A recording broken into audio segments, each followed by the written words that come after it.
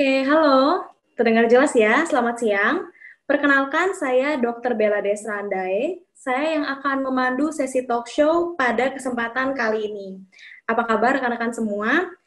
Saya harap semuanya sudah siap ya untuk membahas tema yang sangat luar biasa dan menarik sekali, yaitu beraktivitas di era new normal. Nah, narasumber kita pada kesempatan kali ini adalah Dr. Salva Bagjarat, spesialis paru. Nah, rekan-rekan sekalian, Dr. Salva merupakan lulusan pendidikan kedokteran spesialis pulmonologi dan ilmu kedokteran respirasi di Fakultas Kedokteran Universitas Airlangga di Surabaya. Jadi beliau sudah sangat sering mengisi dan membicara di berbagai seminar pulmonologi. Jadi suatu kebanggaannya buat kita untuk bisa langsung mendengar materi dari spesialis parunya, dari yang expertnya langsung. Nanti di sesi ketiga ada sesi question and answer, di mana rekan-rekan sekalian bisa menanyakan langsung kepada dokter. Nanti pertanyaan bisa ditaruh di kolom komentar dan akan dibacakan dan dijawab langsung oleh Dr. Salva. Oke. Kalau begitu langsung saja ya, kita persilahkan kepada Dr. Salva Bagjarat, spesialis paru untuk menyampaikan materinya. Oke, saya dengan Salva Bagjarat. Terima kasih diberikan kesempatan hari ini dalam berpartisipasi pada kegiatan webinar. Saya akan menyampaikan sedikit sharing tentang bagaimana sih beraktivitas di era new normal atau seperti apa era new normal yang kita harapkan. Ya, pada materi saya kali ini saya tidak membahas lagi tentang apa itu COVID, bagaimana gejala dari COVID, ya. Karena saya yakin mungkin teman-teman semua udah tahu tentang COVID itu apa, gejalanya seperti apa, dan bagaimana data-data yang saat ini ada di Indonesia untuk COVID itu sendiri. Oke, mungkin lanjut. Yang perlu kita ketahui di sini, apa sih itu new normal, ya? New normal itu adalah suatu perubahan perilaku, di mana kita tetap menjalankan aktivitas secara normal, tetapi harus menjalankan standar prosedur tentang proteksi kesehatan. Ya, jadi melakukan aktivitas sehari-hari seperti biasa dengan standar kesehatan, sehingga kita dapat mencegah terjadinya COVID-19. Nah, lanjut. Nah, kenapa sampai new normal ini diharapkan dapat kita laksanakan dalam kehidupan sehari-hari. Yang melatar belakang itu pertama karena vaksin belum ditemukan atau vaksin masih mungkin dalam penelitian. Ya, dengan harapan dalam waktu dekat vaksin akan segera terrealisasi dan kita dapat beraktivitas lebih baik lagi. Kedua, dari WHO sendiri belum bisa menyatakan kapan COVID ini akan berakhir, ya. Jadi hal ini yang melatar belakangi bahwa kita harus memulai atau mengadop tentang new normal ini atau kehidupan baru, ya. Nah, terus hal-hal lain yang dapat berperan di sini yang melatar belakangnya adalah ekonomi atau kehidupan ekonomi harus terus berjalan sehingga kita dapat menghindari PHK, ya, bagi pekerja-pekerja. Dan berdasarkan itulah maka alasan new normal direalisasikan beberapa bulan sebelumnya. Nah, new normal yang seperti apa? Berarti aktivitas kembali normal, hidup berdampingan dengan coronavirus, kemudian tetap menjalankan protokol kesehatan sesuai dengan perubahan pola hidup, dan masyarakat walaupun menjalankan new normal ini tetap produktif dan tetap aman dari infeksi COVID-19. Oke. Kemudian, nah, semua udah tahu COVID-19 ini disebabkan oleh virus SARS-CoV-2, di mana virus SARS-CoV-2 adalah penyakit infeksi menular yang cukup berbahaya, penularannya cepat, tetapi untuk mencegah terjadinya penularan ini harus disertai kedisiplinan berbagai ilmu, berbagai disiplin ilmu, kemudian disertai dengan kedisiplinan dari humannya sendiri, dari masyarakat, dari individunya sendiri, ya, dalam menjalankan protokol kesehatan. Nah, di mana lagi obat spesifik untuk COVID belum ditemukan, ya. Jadi saat ini kami tim medis menjalankan protokol atau standar pengobatan secara nasional itu berdasarkan beberapa obat yang obatnya adalah untuk mencegah atau memutuskan replikasi virus dalam tubuh si penderita, kemudian mencegah terjadinya gejala yang lebih parah yang diderita oleh penderita. Jadi bukan untuk membunuh atau menghilangkan virus dalam tubuh si penderita COVID-19 ya. Nah, vaksin juga, vaksin di sini masih dalam progres penelitian. Ya, info yang ada sekitar 200 jenis vaksin yang sedang dikembangkan. Di Indonesia sendiri saat ini yang sementara berjalan di Bandung, kerjasama antara Bio Farma dan Cina ya, dengan PT Kalbe yang kita kenal jenis vaksinnya adalah Sinovac. Kemudian yang sementara dikembangkan lagi oleh lembaga Eijkman, itu yang kita kenal dengan vaksin merah putih. Jadi harapannya kalau vaksin merah putih ini adalah vaksin produksi Indonesia, semoga bisa segera juga segera selesai penelitiannya sehingga tahun depan mungkin bisa digunakan. Ya. Oke, nah yang paling utama di sini tadi pentingnya yang harus kita laksanakan di slide yang mungkin yang perlu yang saya jadi titik beratkan di slide ini adalah pelaksanaan 3T yang dibawa ya, tracing, testing, treating. Jadi gimana kita tracing apabila ada satu individu yang terinfeksi oleh COVID-19, maka perlu dilakukan tracing untuk orang di sekitarnya, baik di lingkungan kerja maupun di lingkungan keluarga. Kemudian dilakukan testing, ya. Lakukan testing dengan tes yang berkualitas, dengan hasil yang baik, kemudian diberikan pengobatan secepat mungkin. Jadi ini adalah hal yang penting dan seharusnya dilakukan sesegera mungkin di setiap orang atau di setiap tempat yang ada satu orang atau satu bagian dari tempat itu atau bagian dari tim itu yang menderita COVID. Ya, jadi harus menjalankan 3T ini. Next. Nah, adapun kriteria WHO bagi negara yang ingin menerapkan new normal, satu, harus terbukti dulu bahwa transmisi COVID-19 di daerah itu atau di wilayah itu sudah terkontrol. Ya, jadi dalam arti kata dalam 14 hari tidak ada kenaikan kasus lebih dari 50%. Oke. Kemudian kita harus menerapkan di mana sistem kesehatannya harus mampu mendeteksi, menguji, mengisolasi dan menangani setiap kasus serta penelusuran kontak. Jadi sesuai yang 3T tadi ya, tracing, testing, dan treating.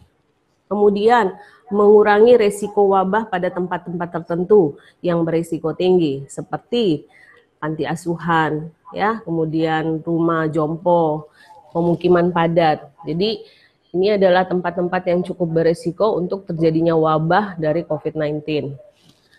Yang keempat di sini adalah upaya pencegahan di tempat kerja, di sekolah, di tempat umum, ya. Jadi apakah upaya pencegahan di tempat kerja itu sudah berjalan baik saat ini di Indonesia? Jadi masih perlu kita ya jadi tanda tanya, kita mengevaluasi sendiri bagaimana sih di tempat kerja kita, ya. Kemudian resiko penyebaran kasus imported juga sudah dapat dikendalikan. Ya, sejauh ini mungkin kalau untuk hal ini Indonesia sudah cukup terkendali, ya. Kemudian pentingnya edukasi, ya. Jadi masyarakat harus terus-terus diberikan edukasi tentang apa itu COVID, bagaimana penyebarannya, bagaimana penularannya, gejalanya, ya. Jadi tidak boleh bosan-bosan dalam penyampaian tentang COVID ke masyarakat pada masyarakat umumnya, sehingga masyarakat dapat berperan dalam memutuskan rantai penularan penyakit ini. Next. Nah, yang bagaimana sih adaptasi kehidupan baru? Ya, adaptasi kehidupan baru di sini yang jadi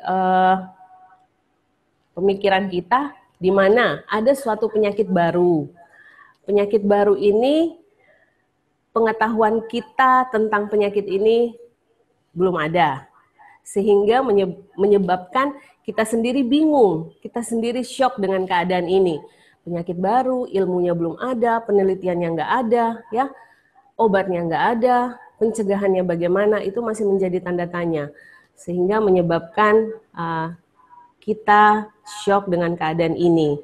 Nah, karena munculnya penyakit ini membuat terjadinya perubahan secara drastis. Perubahan secara drastis yang kita alami adalah saat ini pola hidup kita sehari-hari harus bermasker, harus mencuci tangan, ya, harus menjaga jarak. Dan ini kadang membuat kita dalam keadaan panik, stres. Bagaimana sih kita harus sehari-hari di luar rumah, ya, ketemu orang jadi takut, ya, jadi paranoid, orang ini positif COVID nggak ya? Atau mungkin ke rumah sakit jadi khawatir. Karena kalau ke rumah sakit, mungkin di rumah sakit banyak yang COVID. Ya, padahal kalau untuk kasus ini di mana aja kita bisa temukan, ya. Nah, hal-hal seperti ini jangan membuat kita stres. Kita nggak boleh panik, tapi tetap harus waspada, ya. Nah, dari hal-hal seperti ini membuat kita harus adaptasi. Beradaptasinya bagaimana? Beradaptasinya ya harus terima kenyataan bahwa saat ini kita hidup berdampingan dengan COVID. Oke, kemudian kita semakin sadar, harus meningkatkan kesadaran dalam gaya hidup, di mana gaya hidup di sini adalah gaya hidup sehat. Mungkin menerapkan pola hidup sehat dan bersih, kemudian menjalankan protokol kesehatan sesuai standar. Ya, hal-hal ini otomatis kita dapat mengubah pola landscape berpikir kita tentang kesehatan. Ya. Jadi saya rasa mungkin teman-teman semua pasti mau jalan ya udah ngingat harus bawa hand sanitizer kah, harus bawa tisu, harus bawa masker tambahan, ya. Itu akhirnya merubah pola pikir kita tentang kesehatan. Nah, lama-kelamaan maka kita akan terbiasa. Kita akan terbiasa sehingga kita dapat menyadari bahwa kondisi saat ini kita hidup dengan COVID, ya. Dan kita tidak perlu takut lagi dengan COVID itu sendiri. Next. Nah, kalau di Indonesia sendiri, apakah sudah bisa kita lakukan new normal ini? Ya, otomatis new normal ini masih perlu dengan persiapan yang matang dan perbaikan di berbagai aspek. Pertama, sarana di komunitas harus mendukung. Jadi misalnya kalau di lingkungan kerja, otomatis di lingkungan kerja harus mendukung di setiap sudut pintu harus ada disiapkan hand sanitizer. Kemudian kalau kantornya menggunakan lift, mungkin harus mengganti tombol-tombol liftnya, ya. Di hal seperti itu harus didukung oleh tempat kita bernaung. Kemudian kesadaran dan disiplin gaya hidup dalam masyarakat itu penting per individual. Kemudian maaf slide-nya. Kemampuan pemeriksaan yang lebih tinggi. Nah, pemeriksaan di sini adalah seperti swab test sebagai diagnosa pasti untuk penyakit COVID-19 dengan hasil yang akurat, dengan waktu yang cepat. Tuh, jadi apakah saat ini kita di Indonesia sudah cukup adekuat dalam pemeriksaan swab? Ya, itu masih menjadi tanda tanya. Oke, kemudian kesiapan kapasitas sistem kesehatan. Ya, jadi dalam setiap rumah sakit apakah sudah cukup dalam persiapan pengobatan, kemudian standarisasi rawat inap. Oke, jadi di sini yang jadi utama adalah melihat proteksi dasar, di mana proteksi dasar sebenarnya untuk pencegahan adalah vaksin. Tetapi vaksin masih belum tersedia, ya. Otomatis dengan proteksi dasar yang nantinya muncul dengan vaksin ini diharapkan new normal akan segera berjalan lebih baik, ya. Oke, next. Nah, untuk optimalisasi bekerja dalam adaptasi new normal, ya mungkin yang perlu kita garis bawahi di sini bagaimana sih di dalam tempat kerja kita ya dalam mengadop new normal ini. Pertama harus mengevaluasi suhu tubuh dan self assessment COVID risk. Jadi evaluasi suhu tubuh berkala di tempat kerja. Yang kedua, pengaturan lama kerja yang tidak panjang. Jadi di sini mungkin yang disebut pengaturan lama kerja yang tidak panjang adalah lembur ya. Mungkin lembur tidak disarankan pada saat pandemi ini ya. Kemudian pengurangan waktu shift. Jadi kalau sebelumnya mungkin pekerjaan yang memiliki 3 shift disarankan saat ini tidak ada lagi shift ketiga atau shift malam. Kemudian apabila shift kerja yang ketiga itu tetap ada, maka disarankan pada perusahaan tersebut yang dapat bekerja pada shift malam adalah orang-orang dengan usia kurang dari 50 tahun. Ya. Kemudian pada tempat kerja menjalankan sesuai standar protokol kesehatan 3M, menggunakan masker, mencuci tangan sesering mungkin, dan menjaga jarak. Oke. Kemudian perlu dukungan nutrisi dan vitamin ya. Ini sangat bagus sekali apabila dari perusahaan juga menyiapkan nutrisi ataupun vitamin tambahan. Kemudian kelola stres ya. Ini penting, sangat berperan pada penyakit COVID-19. Bagaimana kita memanage stres kita dengan yang mungkin menghindari membaca-baca materi yang tidak penting terkait dengan COVID. Kemudian perlu melakukan relaksasi sesering mungkin di kantor ya. Kemudian mempergunakan waktu dengan manajemen waktu yang baik pada saat bekerja. Oke. Next. Nah, ini tips pencegahan setelah bepergian. Istilah kata baru balik mungkin dari kantor ya. Jadi apa sih yang pertama kalau masuk rumah sebaiknya kita sepatu diletakkan di luar rumah. Apabila sepatu kita letakkan dalam rumah mungkin dilakukan disinfektan dengan penyemprotan disinfektan ya. Kemudian mencuci tangan, jangan dulu menyentuh barang-barang yang ada di sekitar kita atau mungkin berjauhan dengan keluarga atau mungkin melakukan kontak fisik seperti yang berpelukan itu jangan, tapi yang utama adalah mencuci tangan begitu tiba di rumah. Kemudian barang-barang yang kita bawa dari luar rumah juga harus segera kita singkirkan. Kalau dia bentuknya sampah harus segera dibuang ke tempat sampah. Kemudian barang-barang kita juga bisa kita lakukan disinfektan, mungkin tas ya, atau bisa dengan UV. Sekarang sudah tersedia box UV sehingga barang kita bisa kita masukkan dalam box tersebut. Kemudian pakaian, ya pakaian harus segera dipisahkan, jangan digantung, tapi langsung dimasukkan dalam wadah tempat pakaian kotor atau ke mesin cuci. Ya. Kemudian kita yang masuk rumah juga harus segera melakukan harus mandi untuk membersihkan diri. Setelah melakukan aktivitas ini, baru kita bisa bersosialisasi dengan keluarga dalam rumah. Oke.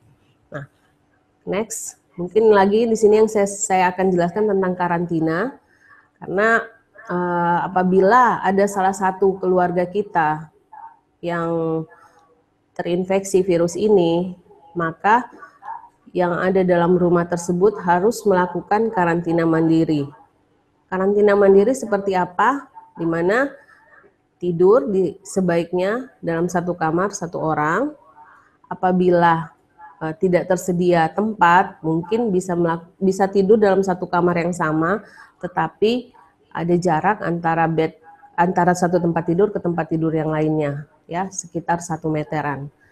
Kemudian ventilasi dalam kamar tersebut atau dalam rumah tersebut harus baik sehingga matahari bisa langsung masuk ya. Kemudian alat makan.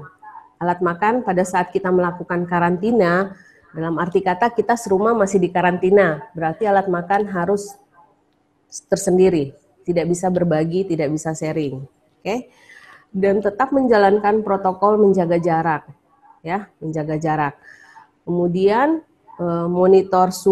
monitoring harian setiap individu, di mana apabila memungkinkan setiap orang ukur suhu 3 kali sehari, pagi, siang, malam. Jadi kita memantau diri kita selama menjalani karantina, ya.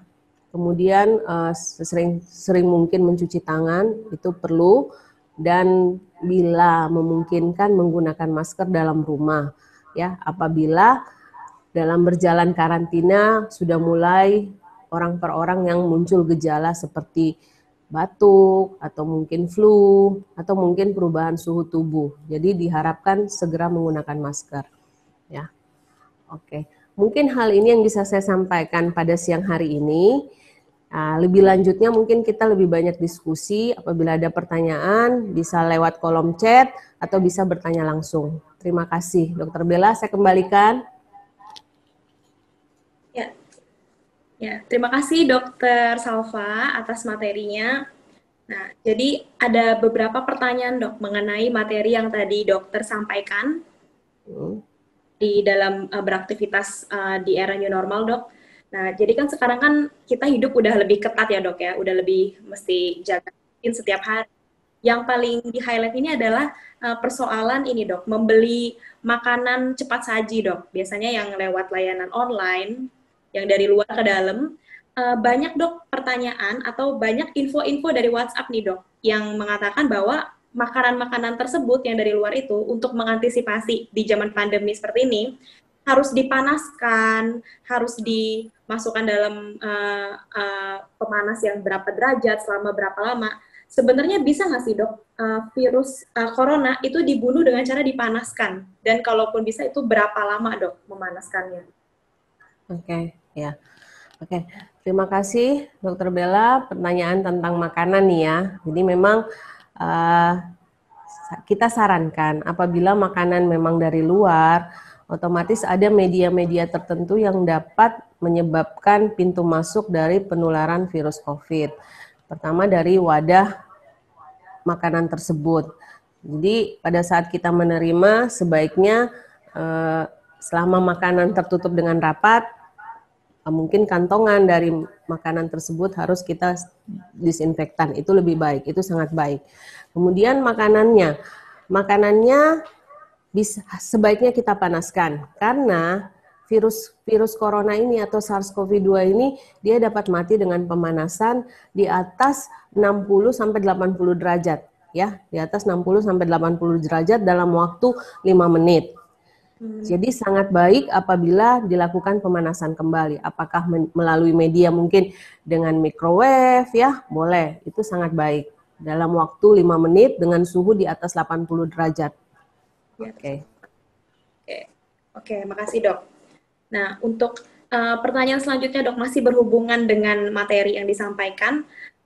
Di kalangan orang-orang sekarang kan udah mulai work from office nih dok, udah mulai ngumpul lagi di kantor, terus udah mulai lagi sama orang luar. Ada nggak sih dok ketentuan di mana orang-orang yang mulai beraktivitas nih, terutama orang-orang kantor, ada nggak dok ketentuan kayak beresiko seperti itu disarankan untuk melakukan misalnya tes COVID 1 bulan sekali gitu dok? Ada nggak sih dok ketentuannya? Oke, ya. Jadi memang kalau dari kami dari beberapa perhimpunan tidak ada ketentuan ataupun dari WHO ya, tidak ada ketentuan yang menetapkan bahwa setiap individu kita diwajibkan untuk melakukan pemeriksaan berkala sebulan sekali kah dengan swab atau dengan rapid. Itu tidak ada ketentuan ya. Tetapi apabila dalam suatu tempat kerja, ini misalnya work from office dengan teman mungkin karyawan yang 50% ikut bekerja, yang 50% ya, jadi on off mereka. Nah, apabila dalam suatu tempat itu, dalam suatu perusahaan itu ada yang mulai bergejala, itu harus segera dilakukan screening. Screening paling ringan adalah dengan rapid, ya, dengan rapid.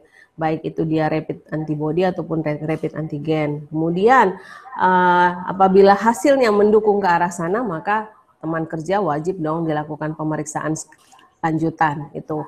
Nah, apabila kita pun melakukan screening atau pemeriksaan reguler setiap bulan untuk swab, ya cukup lumayan juga sih dok ya. Jadi kalau secara sih kita dari WHO tidak ada tidak ada guideline yang menetapkan untuk dilakukan pemeriksaan berkala setiap bulan, baik itu swab maupun rapid. Ya, mungkin itu dok.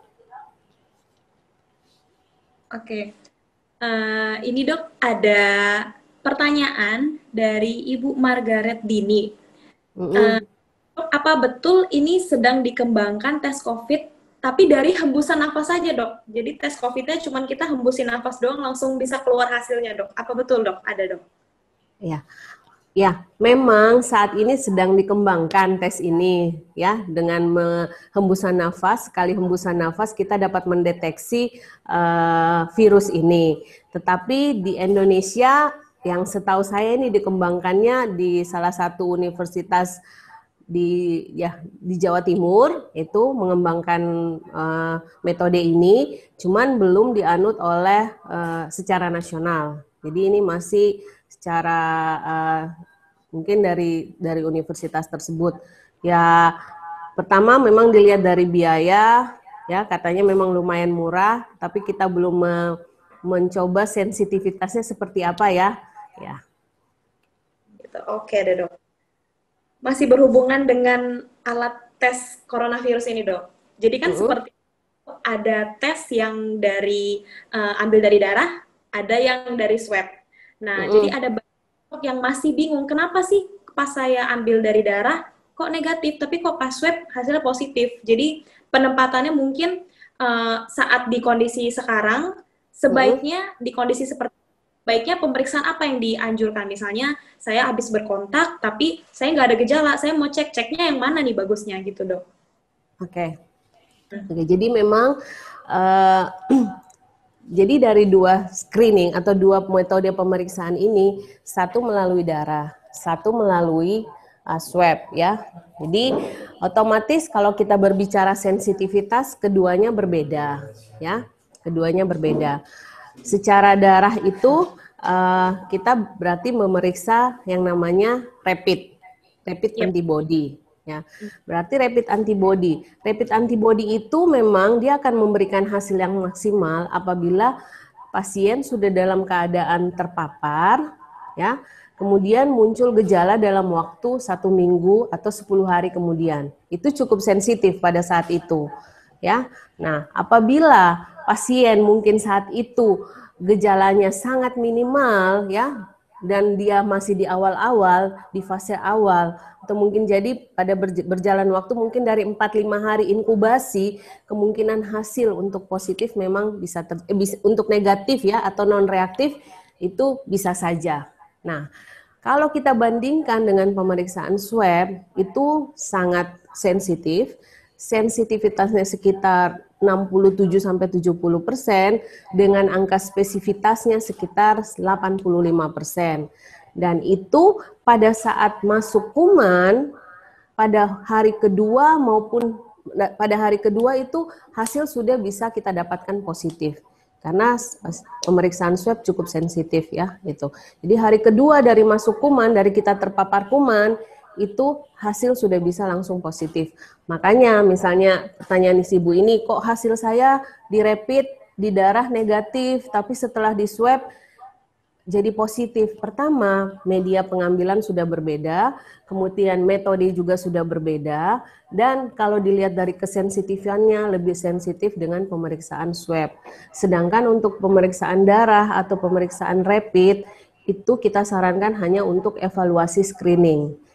Di evaluasi screening apabila misalnya dalam suatu tempat kerja ada satu yang positif swabnya. Nah, untuk mempercepat diagnostik bisa kita lakukan screening dengan rapid gitu. Begitu rapidnya reaktif, maka orang tersebut harus wajib dilakukan swab. Jadi rapid di sini atau pemeriksaan dari darah adalah screening awal, bukan sebagai diagnostik. Oke. Baik, terima kasih dok. Pertanyaan selanjutnya dari Ibu Eva. Dokter, gimana cara yang efektif memberikan pengertian pada anak usia di bawah 5 tahun supaya mengerti tentang kehidupan new normal dan penerapannya? Gitu dok. Waduh, ini sulit ya. Kepada anak 4 tahun. Ini sangat sulit ya Bu. Maka untuk menjelaskan tentang new normal atau menerapkan dalam kehidupan sehari-hari ke anak umur di bawah 5 tahun itu pasti sangat sulit. Karena di anak seumur gitu pun kita dalam menyampaikan hal-hal lain pun kadang masih terbentur ya, masih kesulitan juga. Jadi prinsipnya gini, mungkin anak-anak itu kan memang dia akan mengikuti apa yang sering dilakukan oleh orang tua. Jadi kita berikanlah contoh, mungkin dengan penggunaan masker, dengan dia melihat kita sering menggunakan masker, itu akan membuat si anak akan bertanya, kenapa menggunakan ini. Jadi dengan itu kita bisa menjelaskan. Kemudian mencuci tangan, atau mungkin kita menyiapkan, kalau kita jalan dengan anak kita, mungkin kita menyiapkan juga hand sanitizer di kantongnya. Jadi itu bisa menjadikan si anak bertanya, untuk apa ini? Ya, untuk apa? Jadi berikanlah contoh yang sesering mungkin kita lakukan ke anak tersebut, sehingga membuat dia juga berusaha untuk mengikuti apa yang kita lakukan. Karena memang kalau kita berbicara secara langsung, saya yakin itu akan sulit. Jadi menurut saya berikan dengan lakukan apa yang sering kita lakukan sehingga menjadi contoh buat si anak tersebut. Iya. Jadi dipraktekkan ya dok ya? Iya. Langsung, nggak bisa diomongin doang. Oke dok, pertanyaan selanjutnya menyambung dok pada pemakaian hand sanitizer dan cuci tangan.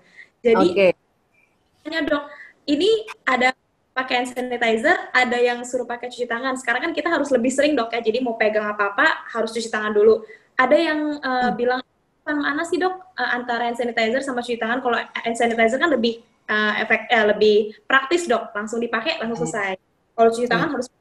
Jadi sebenarnya dari tingkat keefektifannya dok, lebih disarankan yang mana dok antara hand sanitizer?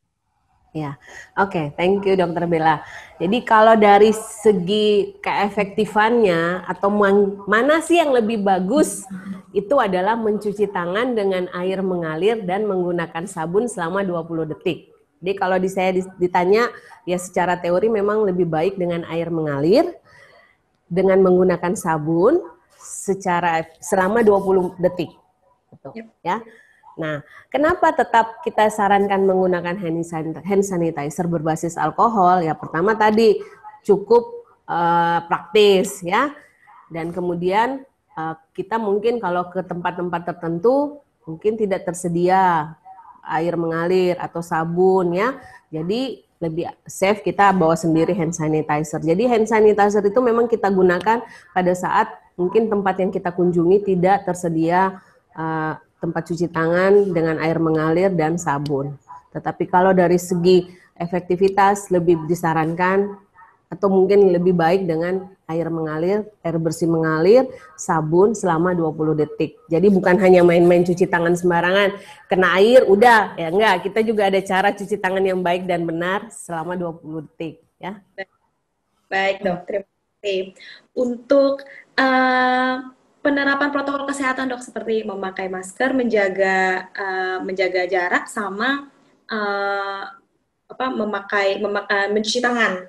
Nah, ada yang membandingkan nih dok, kan suka kita lihat di TV-TV misalnya tokoh lagi ngobrol, mungkin supaya mukanya, banyak kan di kalangan wanita nih dok, karena pakai make up, jadi mereka nggak mau pakai masker, tapi mereka cari alternatif lain pakai face shield dok. Jadi nggak pakai face shield. Nah, jadi gimana nih dok, menurut dokter itu pilihan nggak sih dok? Pakai face shield aja nggak apa-apa, nggak pakai masker, atau harus pakai masker? Justru yang didahulukan harus pakai masker gitu, face shield sebagai tambahan, gitu dok. Ya, jadi ini kalau lagi syuting ya, kayak kita nih harusnya pakai masker ya, lagi syuting. Jadi kalau lagi dalam keadaan seperti itu, tetap yang jadi utama adalah masker. Nah, apabila menggunakan face shield, tetap harus menggunakan masker. Jadi kalau menggunakan face shield itu pertama, kita hanya menjaga supaya tidak terpapar melalui mata, ya. Nah, kedua, kalau dia cuma menggunakan face shield, otomatis wilayah atau area sekitar posisi bawah terbuka. Nah, kuman tetap bisa melewati wilayah atau area yang tidak tertutup dengan face shield kita, ya. Jadi lewat posisi samping itu masih bisa. Makanya tetap diwajibkan apabila menggunakan face shield, kita wajib menggunakan masker, ya, menggunakan masker. Nah, fungsi lain dari face shield apa? Apabila kita menggunakan masker, ya, kemudian kita menggunakan face shield, kadang tanpa kita sadari, setelah kita bersentuhan dengan wadah-wadah atau media tertentu, kita suka gosok-gosok mata, ya kan? Itu adalah salah satu penularan secara tidak langsung. Nah, makanya dengan adanya face shield itu bisa menghalangi kita bersentuhan langsung dengan mata kita. Gitu. Jadi mungkin teman-teman yang kadang beraktivitas sudah dengan face shield tetap disarankan menggunakan masker, ya. Oke. Terima kasih. Pertanyaan selanjutnya dari Bapak Stefanus Leonardo. Dokter, pada saat ini kan sedang tren dok orang bersepeda. Nah, yang terbaik pada saat naik sepeda, apakah harus pakai masker atau tidak nih dok? Karena kan kalau harus pakai masker, mungkin jadi sesek ya dok. Jadi saran yang baiknya pakai masker atau tidak, dan masker apa dok yang disarankan untuk orang-orang yang melakukan aktivitas seperti bersepeda dok? Oke. Jadi prinsipnya Pak, pada saat kita berolahraga tidak disarankan untuk menggunakan masker. Ya. Jadi baik itu Bapak bersepeda ataupun Bapak jogging ya. Ya, jadi kita tidak menyarankan untuk menggunakan masker. Hanya yang harus kita waspadai di sini, yang kita titik beratkan di sini, apabila Bapak menggunakan atau berolahraga sepeda secara berkelompok. Nah, di sini yang perlu diwaspadai. Mungkin kalau dengan kita bersepeda berkelompok, tetap harus menjaga jarak dalam bersepeda. Karena pada saat kita bersepeda, kita melakukan komunikasi, kita itu dalam keadaan berteriak, ya, atau kita dalam keadaan bicara yang lebih keras. Nah, bicara yang lebih keras adalah salah satu media penularan. Jadi bukan hanya pada saat kita batuk, pada saat kita bersin tidak, tapi dengan kita bicara pun itu bisa menjadi salah satu media penularan COVID-19. Oke, jadi bersepeda atau berolahraga seperti jogging tidak disarankan menggunakan masker selama Bapak melakukannya secara individual. Tetapi apabila Bapak melakukannya secara berkelompok, lakukanlah tetap prosedur sesuai standar jaga jarak tanpa menggunakan masker, dan apabila melakukan istirahat, segeralah digunakan maskernya. Gitu. Jadi maskernya digunakan pada saat Bapak mungkin lagi beristirahat. Karena yang lagi tren setelah naik sepeda berapa meter, 100 meter atau mungkin 1 kilo, nongki-nongkinya yang lama. Nah, di situ kadang lupa pakai masker, ya. Oke, jadi maskernya digunakan pada saat kita beristirahat secara berkelompok, ya. Oke, baik dok. Terima kasih dokter atas penjelasan. Maaf tipe maskernya ya, maaf ya dok. Kalau tipe masker Pak, tidak harus Bapak menggunakan masker medis, masker kain pun bisa, tetapi kami sarankan masker kain yang 3 lapis. Dan yang namanya masker, baik itu dia masker kain, masker bedah atau masker medis, wajib diganti dengan batas waktu tertentu, ya. Jadi jangan sudah berpikir saya pakai masker nih sudah aman nih, tapi makainya 8 jam, nggak bisa. Jadi masker itu hanya bisa kita gunakan kurang lebih 3 jam kalau masker kain, setelah itu harus kita ganti. Kalau kita pakai masker medis, itu bisa kita gunakan 4-6 jam, baru bisa kita ganti. Ya. Baik. Terima kasih dokter penjelasannya.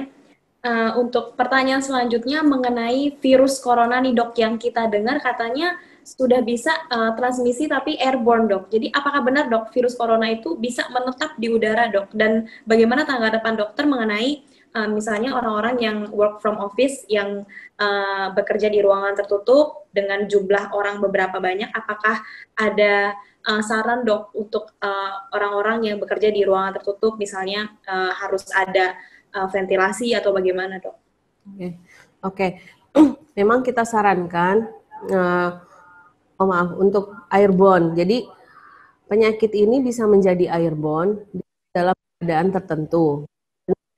Dalam satu ruangan tertutup, ya, kita keadaan berkelompok, kemudian durasi juga dalam waktu lebih dari 15 menit, kemudian jarak, ya, sehingga dalam ruangan tersebut posisinya dia bisa jadi airborne, dia bisa bertahan dalam waktu 8 jam, ya. Jadi karena dalam ruangan itu tidak ada ventilasi yang bagus. Kemudian jarak kita ya antara per individual itu cukup dekat. Ketiga, durasi. Jadi jangan sangat berperan di sini adalah ventilasi, jarak, durasi ya. Nah, kemudian kalaupun misalnya kita dalam suatu ruangan tertutup atau dalam pekerjaan dalam satu ruangan kantor, itu memang disarankan sebaiknya ada ventilasi langsung yang berhubungan dengan udara luar. Itu saat ini ya disarankan. Kalau bisa memungkinkan dengan udara luar lebih bagus ventilasinya.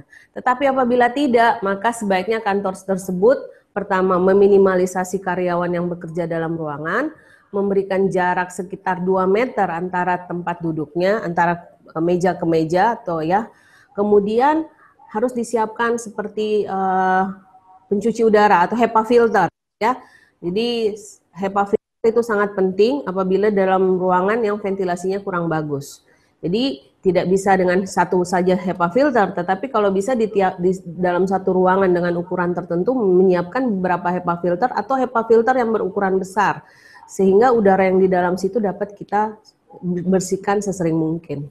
Itu ya dok ya. Untuk pertanyaan selanjutnya dok, mengenai vaksin nih dok, menarik mengenai vaksin corona. Tadi kan sempat dibilang vaksin corona kita sedang on progress ya dok ya. Yeah. Nah, ada banyak orang yang sambil menunggu nih, menurut mereka sambil menunggu vaksinnya selesai, mereka cari alternatif lain dengan cara mereka menginginkan vaksin yang bisa menurunkan resiko terkena batuk dan pilek, karena kan kalau zaman sekarang orang batuk pilek dikit kan pasti dikira corona dok. Jadi mereka mulai boleh deh vaksin apa aja deh, yang penting batuk sama pileknya jangan sampai kena gitu. Nah jadi akhirnya dipilihlah vaksin yang influenza itu dok. Nah gimana dok tanggapan mengenai vaksin influenza itu dok? Oke. Jadi memang kita tidak kita berbicara di sini ada beberapa jenis vaksinnya. Ada vaksin influenza, ada vaksin pneumonia ya. Jadi itu harus dibedakan dulu. Nah, jadi kalau kita berbicara vaksin influenza atau vaksin flu, saya sangat menyarankan untuk melakukan vaksin flu itu secara reguler setiap tahun ya. Setiap tahun baiknya dilakukan vaksin flu. Dan dalam keadaan pandemi seperti ini, bisa dilakukan vaksin flu, kita dapat melakukan pemberian vaksin flu tetapi dengan satu syarat, bahwa kita bebas coronavirus. Dalam arti kata, hasil swab kita harus bersih dengan coronavirus atau negatif. Oke?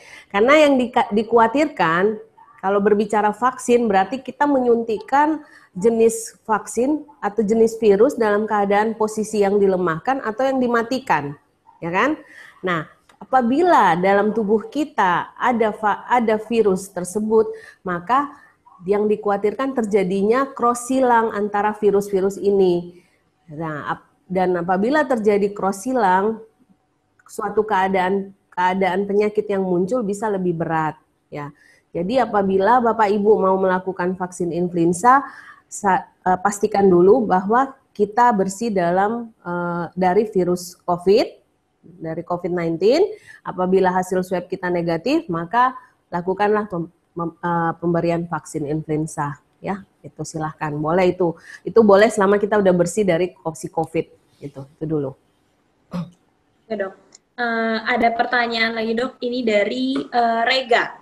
Dok, saat ini sedang ramai dok diperdebatkan mengenai vaksin COVID merah putih yang sudah ada dan mengatakan bahwa vaksin ini halal. Nah, pertanyaannya, tahu dok kalau vaksin ini halal atau tidak, sedangkan vaksinnya sendiri belum diluncurkan. Iya, oke. Terima kasih, waduh pertanyaan. Ya, memang vaksin merah putih ini sempat diperdebatkan masalah halal tidaknya, sedangkan vaksin belum keluar, masih dalam penelitian, ya jelaslah MUI juga belumlah menetapkan halal tidaknya ya. Jadi kalau masalah halal tidaknya saya juga belum bisa menyampaikan saat ini ya. Tapi yang perlu kita support, kita dukung di sini, ini vaksin buatan Indonesia ya, oleh generasi muda Indonesia, produknya produk Indonesia. Karena apa? Saya sempat dari beberapa hari yang lalu sempat mengikuti webinar dari laboratorium Eichmann. itu memang dijelaskan bahwa virus yang pada vaksin yang dikembangkan di Indonesia, vaksin merah putih ini mengambil virus dari virus yang berkembang di Indonesia. Nah, jadi dari penelitian di Eijkman itu dikembangkan ada sekitar 20 jenis virus. Memang dia awalnya setelah dilihat tren virusnya itu berasal paling banyak dari Wuhan, Cina. Kemudian diteliti dan itu cukup berkembang di Indonesia. Jadi dalam arti kata virus SARS-CoV yang beredar di Indonesia sekitar 75% itu berasal dari Cina. Nah, dari yang sekian persen itu ditemukan 8 jenis mutasi virus. Nah, dari 8 jenis mutasi virus inilah yang dikembangkan untuk menjadi vaksin. Dan vaksin yang dikembangkan di Eijkman ini adalah jenis vaksin yang dimatikan. Itu dimatikan masih dalam tahap uji trial klinis nih, berarti mereka baru mulai start ke hewan ya. Kalau dari trial klinis itu ke hewan biasanya baru mulai ke hewan atau ke tumbuhan itu, dan itu akan berjalan sekian bulan, kemungkinan besar terrealisasi mungkin tahun depan itu. Nah, kalau masalah halalnya saya belum bisa berbicara di sini, tapi karena memang masih trial, vaksinnya aja belum ada, kita belum mengembangkan ya, belum keluar izin dari BPOM-nya, jadi gimana tahu halal tidaknya. Tapi kalau yang saya tahu dia dari virus yang berkembang di Indonesia, dari 8 tipe virus yang dimatikan itu. Oke. Oke, baik. Terima kasih, Dokter Salva. Nah, oke dok, jadi tadi merupakan pertanyaan terakhir kita, Dok, pada sesi ini. Nah, untuk penutupannya, Dok, mungkin ada closing statement nih, Dok, dari dokter untuk rekan-rekan yang lagi bekerja dan menerapkan protokol kesehatan di era pandemi ini, Dok. Silakan, Dokter. Oke. Di dalam keadaan pandemi seperti ini, kita wajib menjalankan protokol kesehatan yang baik sehingga kita dapat memutuskan rantai penularan COVID, baik itu dalam keluarga kita maupun di lingkungan kerja kita. Tidak sulit hanya dengan menjalankan 3M tadi, ya, menjaga jarak, mencuci tangan sesering mungkin, dan menggunakan masker. Oke, mungkin itu yang saya bisa sampaikan. Gimana, Dok? Terima kasih, Dokter Bella. Terima kasih banyak, Dokter, materinya bagus sekali, dan memang di masa pandemi ini kita setidaknya sekali ya harus dapat informasi seperti ini, karena kan banyak nih informasi salah beredar di luar sana, jadi betul-betul perlu diluruskan supaya nanti nggak berkembang jadi kesalahpahaman, karena kan proses pandemi seperti ini kan butuh ditangani dan ditanggapi secara serius ya, Dok ya, walaupun kita kan bukan yang dari sisi medisnya, tapi kalau udah masalah pandemi harus udah tahu, ini harus jadi pengetahuan umum gitu, Dok ya. Yeah. Oke. Mungkin saya simpulkan untuk materi hari ini, jadi yang di-highlight adalah mengenai pelaksanaan dari aktivitas new normal di masa pandeminya, yaitu yang 3T tadi yang disampaikan.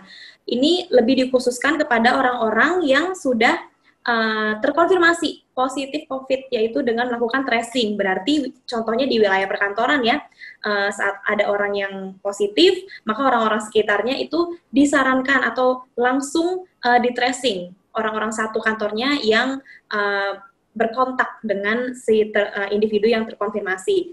Lalu harus dilakukan testing dengan baik dan tepat, dan dengan segera di-treat, diobati. Oke, Dokter Salva, makasih, Dok. Dan untuk rekan-rekan semuanya, terima kasih atas partisipasinya pada sesi talk show hari ini. Saya tutup sesi talk show pada hari ini. Terima kasih dan selamat siang.